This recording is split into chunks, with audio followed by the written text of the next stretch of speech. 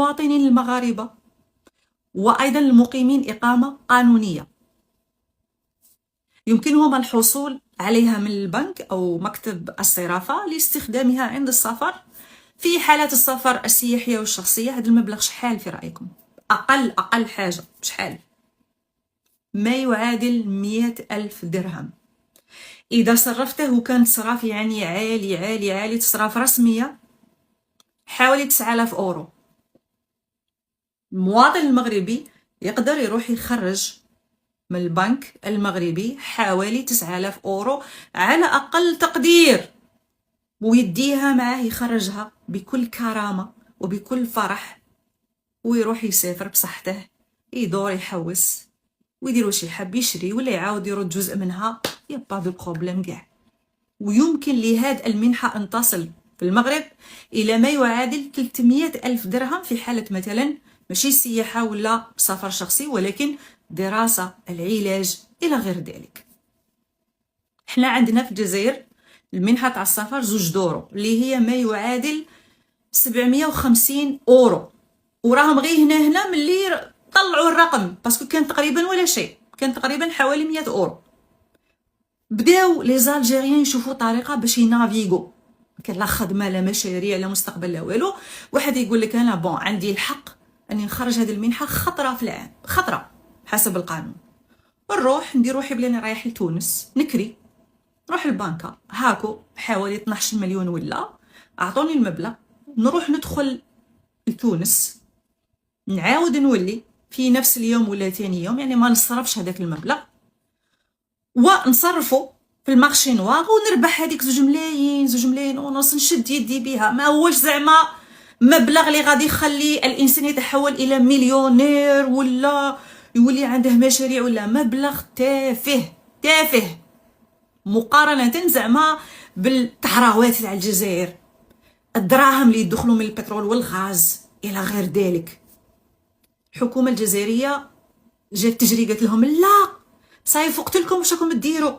جا سعيد سعيود قال لك مئات الالاف، قال لك كاينه 100,000 شخص، 100,000 حاله احتيال بما يخص هذا المنحه تاع السفر في هذه الفتره الاخيره. بصح سعيد سعيود بيان سور كذاب، انا ما نامنهش، المبالغه في كل شيء عنده والكذب والتبلعيط.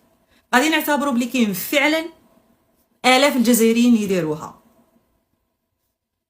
سوات نتوما لي جينيرو نظام الجزائري راكم تمشوا فيهم، تحطوا في جيوبكم، تدخلوا العمله، تخرجوها، ما كاش يحاسبكم. يجي جزائري قليل مسكين باغي يربح شويه مصروف تاع سيمانتين حرفيا في الجزائر مع غلاء المعيشه والتضخم، هذا ما كان اللي قديروا له حجره في الصباط. لانه مهمه الحكومه الجزائريه والنظام الجزائري هو انه يكره لك حياتك.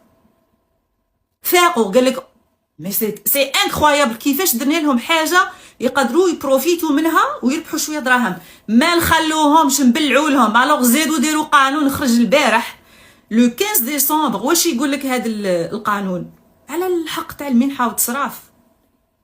لي زالجيريان اصحاب الدم الجزائري والجنسيه الاصليه الجزائريه، ابناء واحفاد الشهداء، بلد الحريه، بلد 1,500,000 شهيد، اقسم لكم غير نخرجوا منكم هذيك 750 أورو ونخليكم تندموا على النهار اللي وليتوا فيه تخموا في السفر.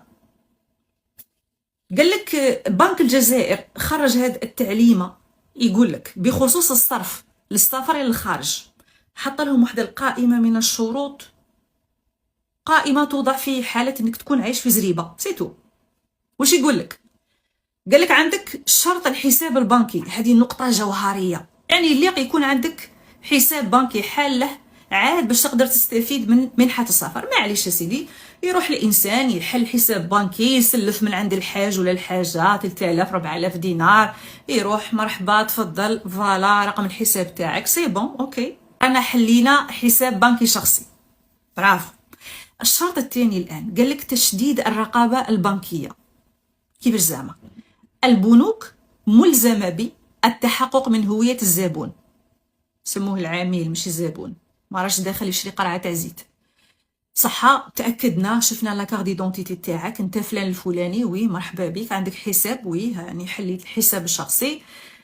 الان الشرط الثاني، البنك ملزم بدراسة ملائمة العملية مع وضعه المالي. اسكو هو لا سيتياسيون تاعه تاع دراهم تبين بلي هو فقير من الفقاقير، ولا تبين بلي يستاهل انه يسافر؟ باسكو الفقاقير والناس اللي ما يخدموش، الناس اللي عندهم منحة البطالة مثلا، الناس اللي ما عندهمش دخل مادي، الناس اللي ما عندهمش راتب شهري يدخل ويخرج، ولا اللي ما عندهش تجارة، هذا الوضع تاعه غير ملائم انه باش هو يدي المنحة تاع السفر. هذا يشطب. عملية تمييزية واضحة هنايا، يحطوا لك حجرة كبيرة في الصباط. ويزيد يقول لك أيضا البنك ملزم بالتأكد من أن المستفيد لديه قدرة مالية حقيقية لتغطية مصاريف السفر له وأفراد عائلته. صافي دير كوا، انت راك حليت كونت، روحت سلفت 50 مليون من عند الحاج الأب تاعك، حطيتها في الكونت وروحت باش تطلب منحة السفر. يشوفوا يقول لك بون، انت راك غير كي سلفت هاد الدراهم وحطيتهم عندك يومين، صافي دير كو انت الوضع تاعك لا يسمح بتغطية المصاريف. نحن نرى أنك من الفقاقير، نرى بأنك إنسان ما عندكش دخل، نرى بأنك ما تستاهلش أنك تسافر. اقعد هنا في الجزائر، اقعد حدا الحاج والحاجة، ما عندك وين تروح، دور في الزنقة، روح الورقلة، روح العنابة، بصح باش تخرج خارج الحدود ممنوع. يزيد يقول لك الشرط الثالث، ممنوع الدفع نقدا، ما تدي لهمش الكاش.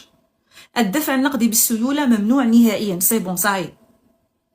الدفع يكون باش تخلص هذاك الدوفيز اللي غادي تعطيه لك البنكه، اللي قلك تمد لهم حوالي 12 مليون ونص على ما اعتقد، عن طريق بطاقه شيك بنكي او وسيله دفع كتابيه معتمده. الان الشرط الاخير اللي هو في الحقيقه أسوأ شرط في هذه التعليمه، قال لك شرط مده الاقامه في الخارج. هنا وين تتدخل الدوله الشموليه القمعيه، النظام تاع الجنرالات هذا، باش يكونترولوا لك انت كيفاش تخرج خارج الجزائر، شحال تقعد، شحال لازم تصرف. هما يحدوا لك الكونجي تاعك ولا الفاكونس تاعك كيفاش يكون، ماشي انت.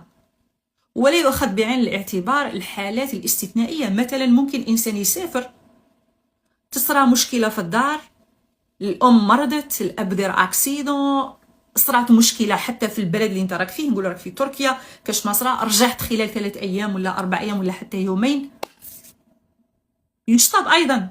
قال لك اذا كانت مده الاقامه الفعليه في الخارج اقل من 7 ايام، يعني لازم تقعد خارج الجزائر اكثر 7 ايام او اكثر. هذيك 750 اورو بالنسبه لي هما، بالنسبه للنظام الجزائري، تغطي تكاليف إقامة لمدة 7 أيام أو أكثر في أي بلد في العالم. هكا النظام الجزائري شايفها. وإلا كان قعدت أقل من 7 أيام، قال لك يجب إرجاع مبلغ حق الصرف 750 أورو، تردها بلا جد والديك. بون وي، باش قلت عليها هذه، مشي تروح 24 ساعة ولا 5 سوايع ولا يومين لتونس وتعاود تولي، ولا تروح تقعد نهار في ليبيا وتعاود تولي. نو، ليق 7 ايام او اكثر. وفي حالة انه صرفت هذوك 750 اورو في نهار ولا يومين، ممكن في حالة عدم الارجاع قال لك الحرمان من حق الصرف لمدة 5 سنين. ما تديش دورو، ما تديش اورو والو، مع إمكانية شدوا رواحكم المتابعة القضائية. يمكن أن تسجن.